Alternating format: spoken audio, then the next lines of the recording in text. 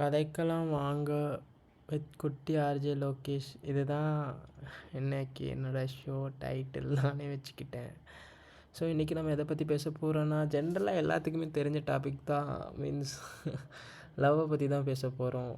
ஜென்ரலாக எல்லாத்தையுமே ஒரு 1000 பேரை பிடிக்கும்னு வச்சுக்கோங்களேன். அந்த இன்டென்சிட்டி ஒருத்தரை ரொம்ப பிடிக்கும், இவங்க பார்ட்னராக வந்தால் ரொம்ப ஹாப்பியாக இருக்கலாம் அப்படின்னு இருக்கும்ல. ஸோ அதுதான், ஒரு சில பேர் ரோட்டில் வரும் ஒரு சின்ன விஷயம்லாம் பண்ணுறது ரொம்ப க்யூட்டாக இருக்கும், பிடிக்கும். பட் ஒரு சில பேர் எல்லாத்தையும் பிடிக்கும், ஒரு சில பேரை மட்டும் பயங்கரமாக பிடிக்கும், பார்ட்னர் தான் நல்லா இருக்குன்னு தோணும். அதுதானே லவ். லவ்ன்ற விஷயம் பற்றி பேசணும். ரொம்ப காம்ப்ளெக்ஸான இது.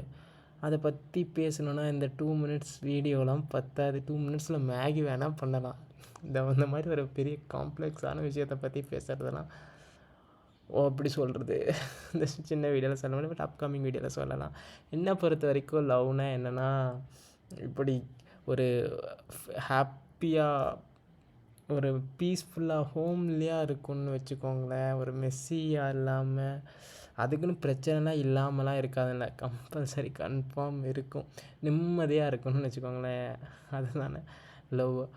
2 விதமாக பீப்புள்ஸ் இல்லை. ஒருத்தர் வந்து எப்படின்னா, நல்லா எனக்கு இவங்க தான் ஒரு ஸ்ட்ரிக்டாக இருப்பாங்க, எனக்கு இவங்க தான் கரெக்டான ஆளுன்னு. ஒரு சில பேர் இந்த இடத்துல நம்ம அட்ஜஸ்ட் பண்ணிக்கலாம், இவங்களுக்கு இந்த இடத்துல செட் ஆவாங்களா, நம்ம இந்த இடத்துல அட்ஜஸ்ட் பண்ணிக்கலான்னு கன்ஃபியூஷன்லேயே இருப்பாங்க, இப்படியே இருப்பாங்க. இது ஒரு வகையான விஷயம். இன்னொருத்தர் இது நம்ம பண்ணுறது கரெக்டாக தப்பா, வேணாமா அது மாதிரி யோசிக்கிறவங்களும் இருக்காங்க. ஸோ காம்ப்ளெக்ஸான திங். இதை பற்றி பேச இந்த வீடியோவே பத்தாது.